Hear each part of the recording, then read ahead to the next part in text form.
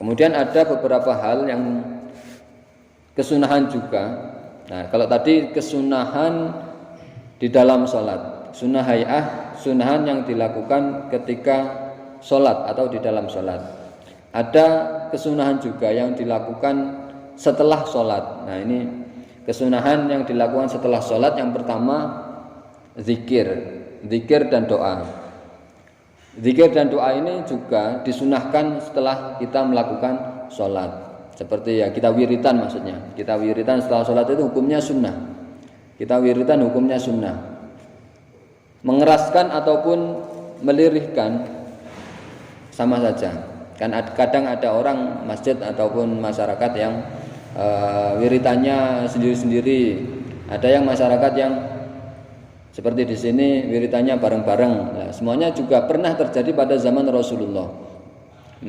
Wiritan dengan dikeraskan, wiritan dengan disirihkan, dengan dipelankan, itu juga sudah pernah terjadi pada zaman Rasulullah dan itu ada tuntunannya. Di dalam hadis Bulughul Maram ada hadis-hadis yang terkait dengan bacaan-bacaan wiritan yang dibaca apa saja, itu ada hadis-hadisnya. Kemudian oleh para ulama diramu sedemikian rupa dari hadis-hadis yang bermacam-macam, banyak hadis itu diramu jadikan satu, jadikan konsep wiritan seperti yang biasa kita baca sekarang ini.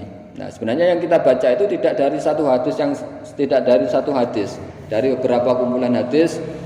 Ada hadis yang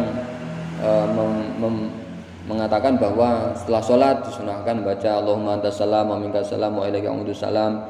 Kemudian ada hadis lain yang berbunyi setelah sholat disunahkan Rasulullah membaca subhanallah 33 kali dan seterusnya. Jadi dari beberapa hadis itu diramu, dijadikan satu, dikonsep sehingga menjadi wiritan yang biasa kita baca. Nah, itu adalah hukumnya sunnah. Wiritan setelah sholat hukumnya sunnah.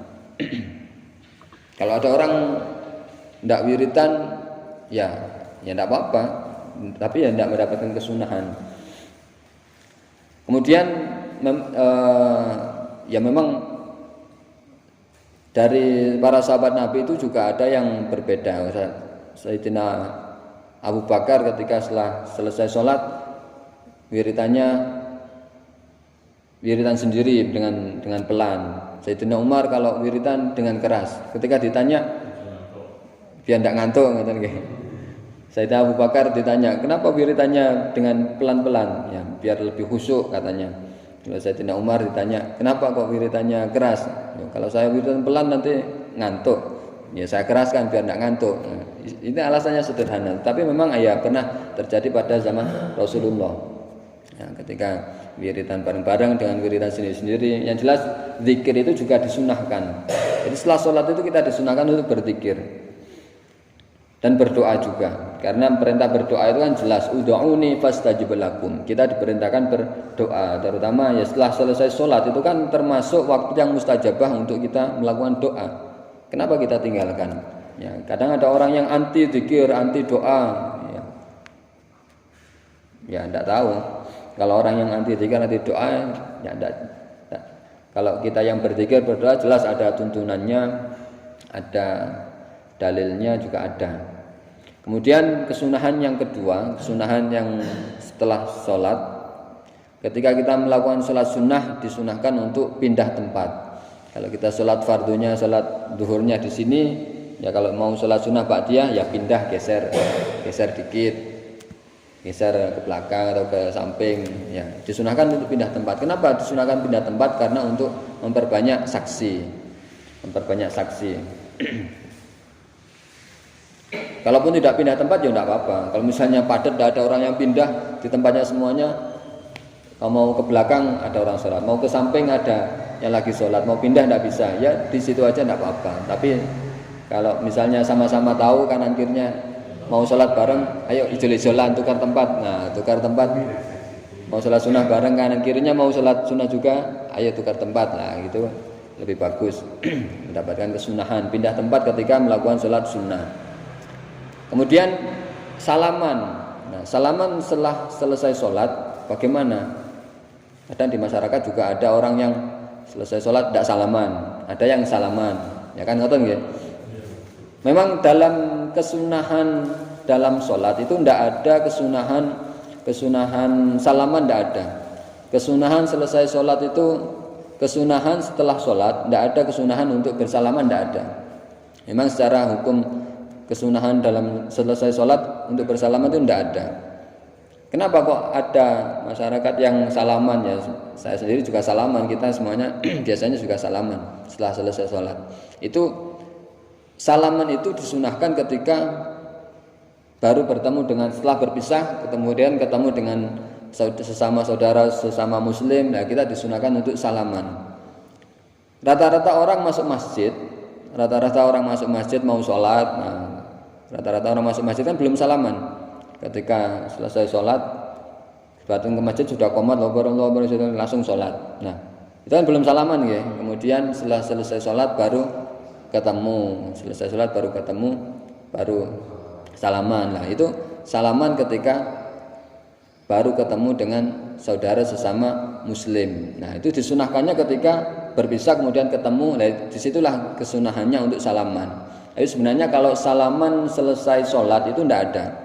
Nah sunnahnya itu selesai ketika ketemu dengan sesama muslim. Orang melakukan sholat itu kan ibaratnya orang itu berhadapan langsung kepada Allah. Jiwa ini seakan-akan terpisah dari dunia ini, terpisah dari sekitar. Orang sholat itu kan menghadapnya kepada Allah, dimensinya sudah lain. Nah, ketika orang itu sudah selesai sholat, kembali ke dunia nyata ini, kemudian ibaratnya orang itu baru kembali, baru ketemu. Nah, kemudian karena baru ketemu, baru pisah menghadap Allah, ketemu lagi di dunia nyata, kemudian ya disunahkan untuk bersalam-salaman. Nah itu disunahkannya salaman itu karena baru ketemunya itu. Nah, tapi kalau kita berada di masjid yang tidak salaman, ya jangan kita paksakan cari tangannya orang lain kanan kiri, tidak usah dipaksakan seperti itu. Kalau kita berada di masjid yang notabene-nya tidak salaman, jadi kita tidak usah salaman aja, kita menyesuaikan. Jadi biar tidak membuat gaduh di sekitar kita. Kalau kita berada di masjid yang biasa salaman, ya kita salaman. Kalau di masjid yang tidak biasa salaman, ya tidak usah salaman, biar tidak mengganggu masyarakat orang di sekitar kita yang beda pemahaman. Ya, kita menyesuaikan saja. Yang jelas salaman ini tidak dilarang juga tidak diperintah. Salaman setelah sholat ini tidak diperintah juga tidak dilarang. Kalau kita lakukan ya silahkan, kalau tidak kita lakukan ya tidak salah. Kalau kita lakukan juga tidak salah, kalau tidak kita lakukan juga toh tidak ada perintah. Nah, jadi ini tidak usah dijadikan perdebatan, tidak usah dijadikan polemik. Wah itu tidak salaman, oh itu salaman. Nah, tidak usah jadikan masalah. Ya. Yang jelas itu salaman adalah kesunahan ketika bertemu dengan sesama muslim.